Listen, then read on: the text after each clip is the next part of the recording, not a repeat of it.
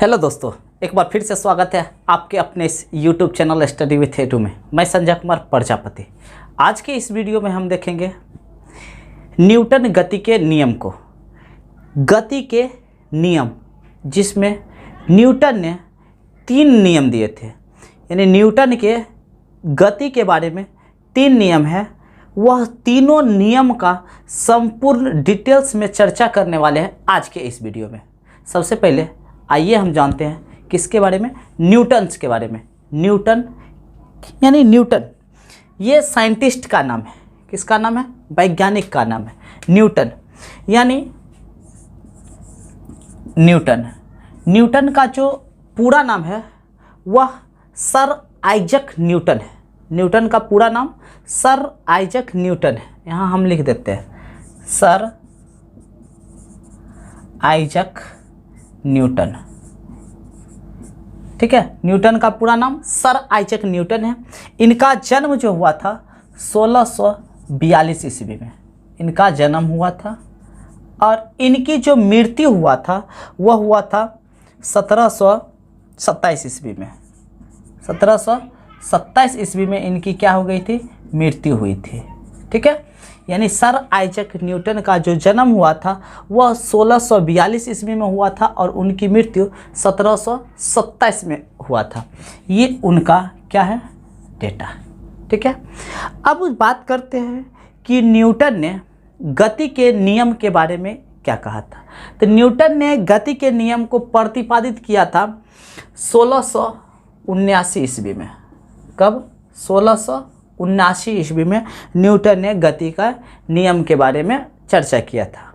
Newton's गति के नियम को आइए बच्चों हम देखते हैं। सबसे पहले न्यूटन गति के पहले नियम को, यानी न्यूटन ने अपने पहले नियम में क्या कहा था। मैं आपको एक बात बता देना चाहता हूँ कि न्यूटन ने तीनों गति के नियम को जो 1679 ईस्वी में प्रतिपादित किया था वह प्रिंसिपिया नामक पुस्तक में लिखा गया है।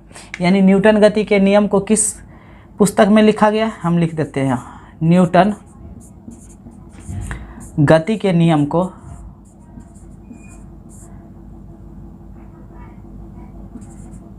को प्रिंसिपिया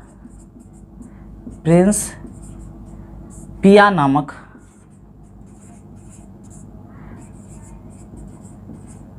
पुस्तक में लिखा गया है। ये बात आपको याद रखना। न्यूटन ने गति के नियम को कब प्रतिपादित किया था? तो 1679 ईस्वी में। न्यूटन का जन्म कब हुआ था? 1642 ईस्वी में। न्यूटन की मृत्यु कब हुआ था? 1727 ईस्वी में। ठीक है,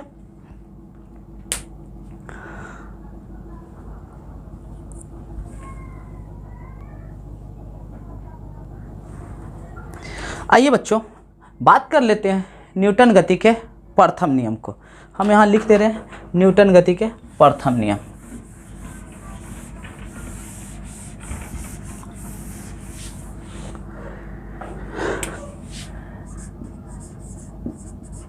न्यूटन गति के प्रथम नियम। ध्यान से इस चीज़ को समझिए। न्यूटन ने अपने पहले गति के नियम में क्या कहा था? न्यूटन ने अपने पहले गति के नियम में बोला था कि यदि कोई वस्तु जिस अवस्था में है उसी अवस्था में वह बनाए रखना चाहती है, यानी उस अवस्था को कायम रखना चाहती है। यानी यदि कोई वस्तु अगर गति कर रहा है तो वह वस्तु चाहेगा हम हमेशा गति करते रहे, या कोई वस्तु यदि विराम में है तो वह चाहेगा कि हम हमेशा विराम में रहे। ठीक है, न्यूटन ने पहले गति के नियम में क्या कहा था? तो उन्होंने कहा था कि यदि कोई वस्तु अपने जिस अवस्था में है वह उसी अवस्था को बनाए रखना चाहती है। कब तक? जब तक कि उस पर कोई बाह्य असंतुलित बल कार्य ना करे। ठीक है ना, इस नियम को हम न्यूटन गति के प्रथम नियम की श्रेणी में रखें। ठीक है ना, पहला नियम आपको समझ में है, जिस अवस्था में जो है उसी अवस्था में वह बनाए रखना चाहती है।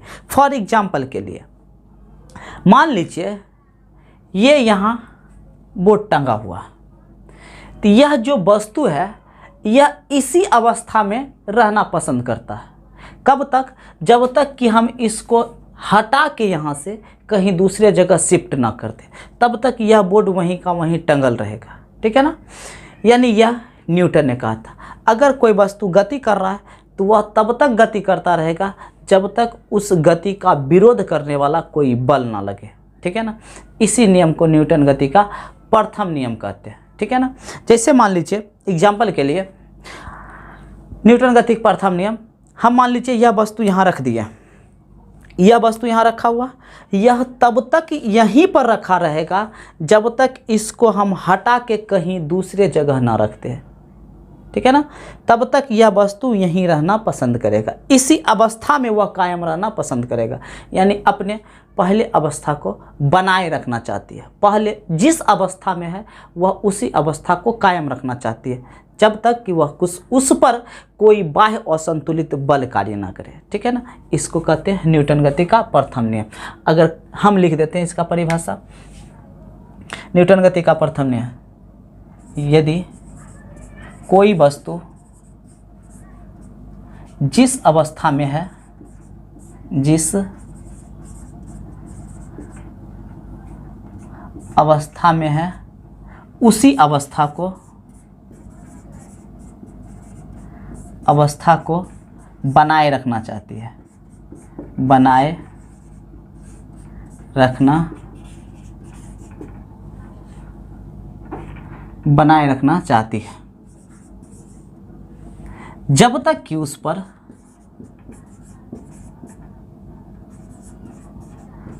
पर कोई बाह्य असंतुलित बल, कोई बाह्य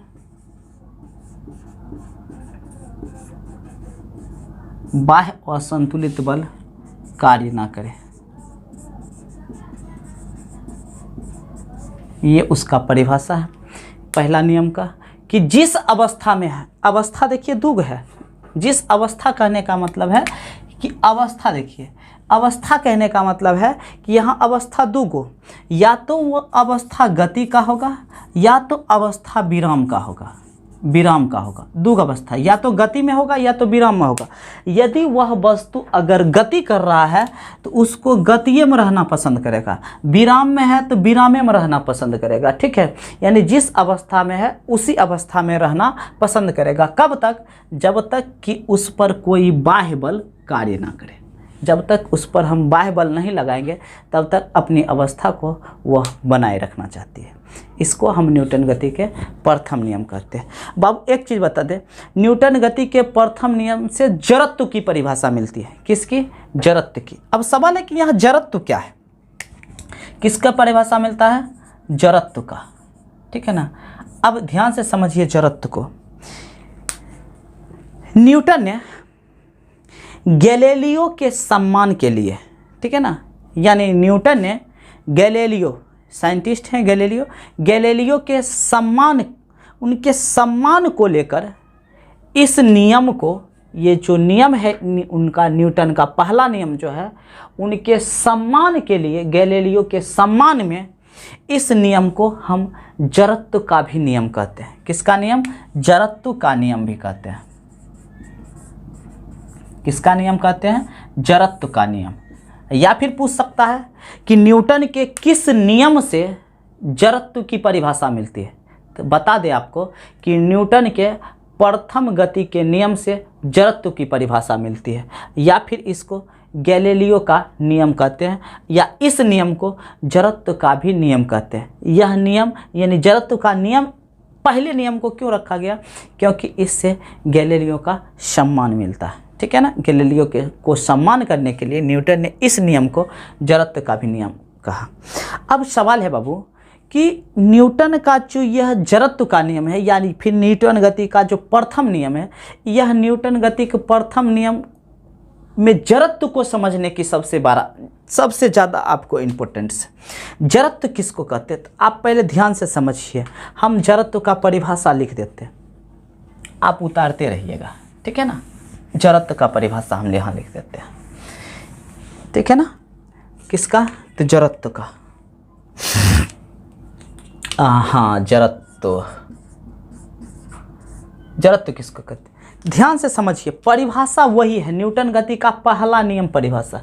यदि कोई वस्तु जिस अवस्था में है उसी अवस्था को बनाए रखना चाहती है जब तक कि उस पर कोई बाह्य असंतुलित बल कार्य ना करे, तो इसी बाह्य असंतुलित बल जो कार्य कर रहा है, यही बाह्य बल को क्या कहेंगे, जड़त्व कहते हैं। कार्य ना करे, उस पर कोई बाह्य असंतुलित बल कार्य ना करे तो उस पर लगने वाला बाह्य बल जड़त्व कहलाता है, जड़त्व कहलाता है। आप इसको ध्यान से समझिए, ठीक है ना, आप इसको ध्यान से समझिए। यानी हम जिस अवस्था में हैं उसी अवस्था में हम रहना पसंद करते हैं, यह न्यूटन गति का पहला नियम है। अब सवाल है कि जब हम अपनी अवस्था को बदलेंगे तो हमारी अवस्था को बदलने के लिए एक बल की ज़रूरत पड़ेगी, तब ना हम अपनी अवस्था परिवर्तन करेंगे। हाँ, तब भी हम अपनी अवस्था परिवर्तन करेंगे जब तक हमारा ऊपर कोई बल ना लगे। तो जैसे ही हमारा ऊपर कोई बल लगेगा तो उसी बल को हम क्या कहेंगे, जड़त्व कहते हैं। बात समझ में आई? नहीं तो बढ़िया समझिए। मान लीजिए हम सोए हुए हैं और हमको सोना बड़ा पसंद है, हमको सोना बहुत ही ज़्यादा पसंद है। तो जब हम सोए रहते हैं तो उस समय हम चाहते हैं कि सोए रहे। हम ही ना, न्यूटन्स लॉ, फर्स्ट लॉ यही कहता है कि हम अगर सोए हैं तो हम सोए रहना पसंद करते हैं, ठीक है ना, यानी जिस अवस्था में है उसी अवस्था में रहना चाहते हैं। अब ध्यान से समझिए इस चीज़ को। तो होता क्या है कि जब हम जिस स्थिति में सोए रहते हैं तो उस हालात में एक बाह्य बल हमारा काम करता है हमारा ऊपर। कैसा बाह्य बल? तो कोई आएगा, हमको जगाएगा, लेकिन हम जागना पसंद नहीं करेंगे। यानी उस बाह्य बल का हम कुछ ना कुछ क्या करेंगे, विरोध करेंगे। तो उसी विरोध को, यानी जो बल लग रहा है बाह्य बल, उसका जो हम विरोध कर रहे हैं, उसी विरोध को हम क्या कहते हैं, जड़त्व कहते हैं। यानी लगने वाला जो बाह्य बल है और उसका किया गया विरोध क्या कहलाता है, जड़त्व कहलाता है। जैसे कहने का मतलब है, आप एग्जाम्पल से समझ सकते हैं। आप बैठे हुए हैं, ठीक है ना, हमने आपसे कहा कि मुझे एक गिलास पानी चाहिए। तो आप जैसे ही आपको हमने डिस्टर्ब करने की कोशिश किया, आप बैठे हैं तो आप बैठे रहना पसंद करेंगे। हमने आपको बोला कि आप अपना स्थान परिवर्तन कर लीजिए, यानी पानी लाने का जाने का मतलब है कि आप पानी लाने जाइए, इसका मतलब है बैठ खड़ा होइए, जाइए पानी लेके आइए। हम आपको डिस्टर्ब कर रहे हैं। तो हम यदि आपको डिस्टर्ब कर रहे हैं तो हम हुए बाह्य बल, और आपके द्वारा कुछ ना कुछ उसका क्या होगा, विरोध होगा। चाहे मन में विरोध हो कि सर हम नहीं जाएंगे, हर तरीके हमेशा हमें को कहते हैं पानी लाइए, यानी थोड़ा बहुत कुछ ना कुछ उसका क्या होगा, विरोध होगा। उसी विरोध को हम क्या कहेंगे बाबू, जड़त्व कहेंगे, ठीक है ना। जड़त्व समझ में आए? आगे बढ़ते हैं और देखते हैं जड़त्व का प्रकार। जड़त्व कितने प्रकार के होते हैं? जड़त्व आपके लिए सबसे इम्पोर्टेंट टॉपिक है।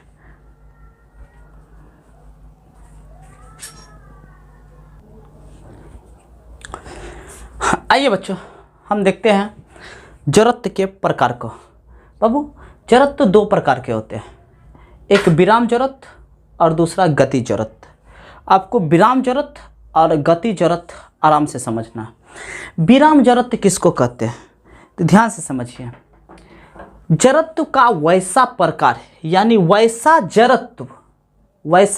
जड़त्व जब हम अपनी विराम अवस्था में रहते हैं, या कोई वस्तु या कोई पिंड जब विराम अवस्था में होती है और उस अवस्था में जब उस पर कोई बाह्य असंतुलित बल कार्य करता है और कार्य करने के दौरान जब उस बाह्य बल का कुछ विरोध होता है तो उस कंडीशन को क्या कहते हैं?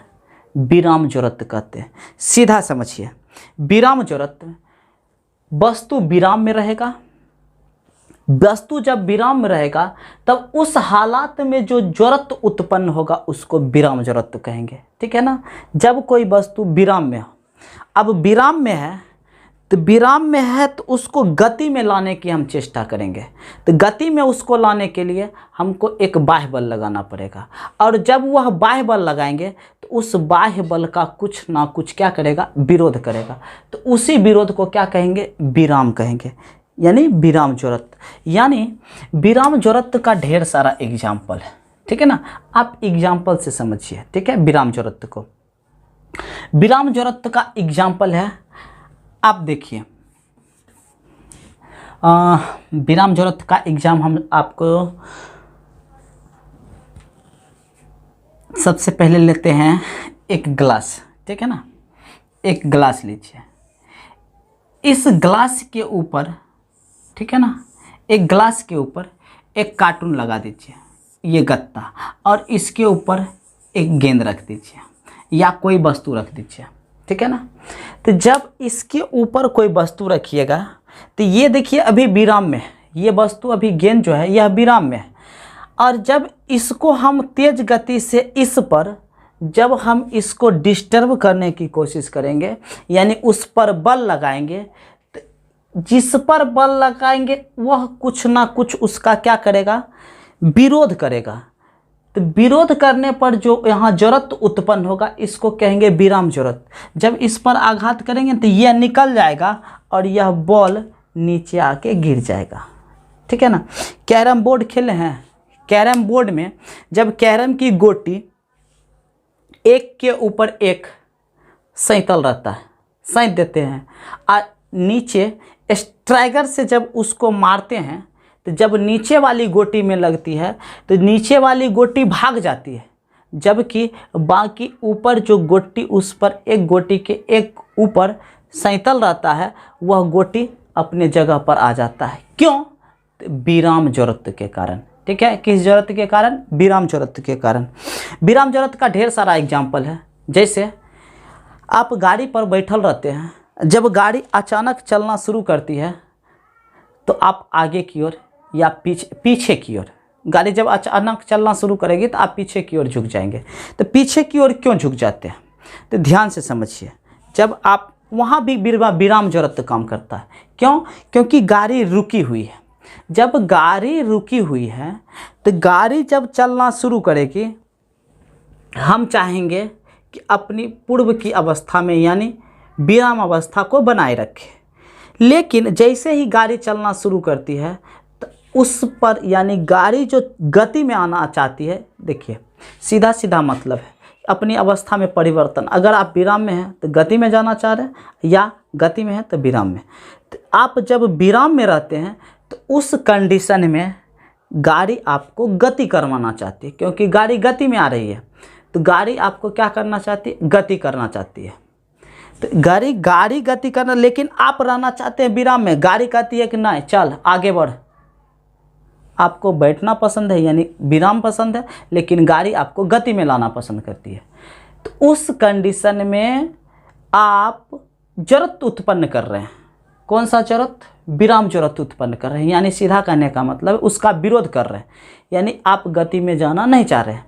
लेकिन आप जो बैठे हैं तो सबसे पहले आपके निचले पोजीशन को वह गति में लाएगा, और फिर बाद में आपके ऊपरी पोजीशन को। तो आपका ऊपरी पोजीशन जो है वह क्या होगा? पीछे की ओर झुक जाएगा। आपका अगला पोजीशन पहले गति आ जाएगा, और पिछला पोजीशन यानी ऊपर का जो पोजीशन होगा वह पीछे की ओर झुक जाएगा। ठीक है ना? यह जो है यह विराम जरूरत के कारण आता है। ठीक है ना? विराम जरूरत का और एग्जाम्पल देखिए, आप कंबल को डंडा से झाड़कर उसको साफ कर सकते हैं।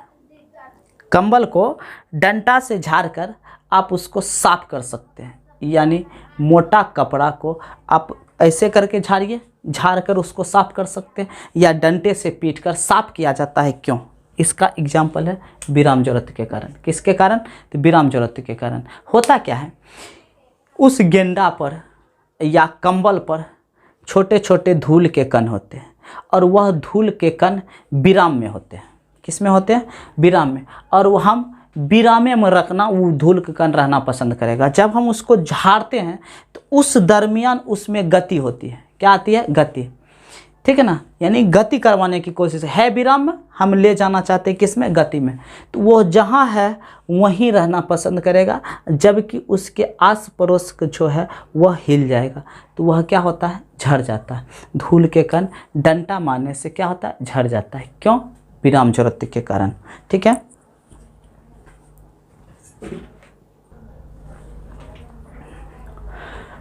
आइए बच्चों अब बात करते हैं गति जरूरत। गति जरूरत किसको कहते हैं? जब कोई वस्तु गति में रहता हो और उसको विराम में लाने के लिए जब कोई वस्तु गति में रहता हो और उसको विराम में लाने के लिए जब हम उस पर बाह्य बल लगाते हैं और उस बाह्य बल का जब विरोध करता है तो उसी विरोध को क्या कहते हैं? गति जरूरत। यानी सीधा सीधा मतलब है कि गति में जब कोई वस्तु रहे, ठीक है ना, तब वहाँ जो जरूरत तो लगेगा उस वस्तु को क्या कहेंगे? यानी उस कंडीशन में जो जरूरत उत्पन्न होगा वह गति जरूरत उत्पन्न होगा। यानी जब कोई वस्तु गति में है और गति में रहने के बाद जब वह जरूरत उत्पन्न कर रहा है तो उस जरूरत को हम गति जरूरत कहते हैं। गति जरूरत के ढेर सारे एग्जाम्पल्स हैं, बारी बारी से हम समझते हैं गति जरूरत के एग्जाम्पल्स। पहला एग्जाम्पल है बाबू कि जब हम लंबी कूद कूदने जाते हैं, लॉन्ग जंप, छलांग मार के जो हम कूदते हैं, जब हम लंबी कूद कूदने जाते हैं तो लंबी कूद कूदने से पहले हम बहुत दूर तक क्या करते हैं? पहले दौड़ते हैं। क्यों दौड़ते हैं बहुत दूर तक? बहुत दूर तक दौड़ के जाते हैं, उसके बाद हम वहाँ से जंप लगाते हैं। क्यों? क्योंकि वहाँ गति जरूरत उत्पन्न हो। क्या हो? गति जरूरत उत्पन्न हो। हम तेज इसलिए दौड़ते हैं ताकि गति जरूरत उत्पन्न हो। गति जरूरत उत्पन्न होने के कारण हम अधिक दूर तक जाए। क्यों? क्योंकि गति जरूरत में हमको गति चाहिए प्राप्त, यानी प्राप्त गति चाहिए। ठीक है ना, प्राप्त गति चाहिए। इसका मतलब आप समझिए कि जब हम लंबी कूद कूदेंगे तो उस वक्त कूदने, जब हम जंप लगाना शुरू करेंगे तो उस समय हमारा शरीर गति में होना चाहिए। और जैसे ही हमारा शरीर गति में होगा तो हम अधिक दूर तक जाएंगे, यानी लंबी कूद जो होगी वह अधिक लंबी हो जाएगी। ठीक है ना, यानी इस प्रकार का जो वहाँ जरूरत होगा उसको क्या कहेंगे? गति जरूरत। आपको याद होगा जैसे ही गाड़ी चल रही है, गाड़ी चलते समय जैसे ही ब्रेक लगती है तो हम आगे की ओर झुक जाते हैं। क्यों आगे की ओर झुक जाते हैं? क्योंकि वहाँ काम करता है गति जरूरत। क्यों? क्योंकि गाड़ी गति में है। और गाड़ी जब गति में है तो जैसे ही गाड़ी गति में है तो गाड़ी के साथ हम भी गति में हैं, और हम गति में हैं तो जैसे ही ब्रेक लगा तो वहाँ एक बाह्य बल उत्पन्न हो गया, रुक भाई रुक, आगे नहीं जाना है। लेकिन हम करें नहीं, हम जाएंगे, अपनी अवस्था को बनाए रखेंगे, जाएंगे, और वह क्या होता है? आगे की ओर झुक जाता है। ठीक है ना, कितना दूर? गाड़ी तो रुक चुकी है लेकिन हम चाहते हैं कि आगे जाएंगे, इसलिए हम क्या होते हैं? आगे की ओर झुक जाते हैं। ठीक है ना, किसके कारण? गति जरूरत के कारण। चलती हुई गाड़ी से कूदना या उतरना खतरनाक होता है। क्यों? तो चलती हुई गाड़ी से आप जब उतरिएगा तो आप आगे की ओर गिर जाइएगा। चलती हुई ट्रेन से नहीं उतरिए, ठीक है ना, अगर उतरिएगा तो गिरिएगा। ठीक है ना, अगर उतरना है चलती गाड़ी से तो आप गति जरूरत के नियम को पढ़ लीजिए। ठीक है ना, ताकि आपको चलती हुई गाड़ी या ट्रेन से उतरने में सहूलियत हो, आप आगे की तरफ नहीं गिरिएगा। बता देते हैं काहे। जब गाड़ी चलती रहती है तो चलती गाड़ी के दरमियान हम गति में रहते हैं, और जैसे ही हम उतरने का प्रयास करते हैं या उतरते हैं तो जैसे ही हमारा संपर्क स्थिर वस्तु से होती है, यानी जैसे मान लीजिए आप बस से उतर रहे हैं, बस चल रहा है और हम चाहते हैं उतर जाए, तो जैसे ही हमारा पैर जमीन पर पड़ेगा तो उस दरमियान पैर पर एक विरोध काम करेगा, कहेगा हम रुके तुम भी रुक जाओ, आगे मत जाओ। लेकिन आप तो गति में, गति जरूरत तो कहता है नहीं जाए, चल आगे तक चल। लेकिन पैर कहेगा अस्थिर हो, रुको। तो पैर रुकेगा लेकिन सर रुक नहीं पाएगा, सर क्या होगा, आगे की ओर जाएगा। तो हम क्या होंगे, गिर जाएंगे, मुंह कान फोड़ लेंगे, ठीक है ना। तो अगर चलती हुई गाड़ी से आपको उतरना है तो आपको उस गति जरूरत को मेंटेन करना पड़ेगा, यानी आपको कुछ दूर तक भाग के जाना पड़ेगा, ठीक है ना, दौड़ के। यानी आप चलती हुई गाड़ी से उतरिए और उसके साथ कुछ दूरी तक आप दौड़ के जाइए, ठीक है ना। इस प्रकार से गति जरूरत को आप मेंटेन कीजिए, आपको कुछ नहीं होगा, ठीक है ना। तो विराम जरूरत और गति जरूरत आपको समझ में आए, विराम जरूरत और गति जरूरत समझ में आ गई।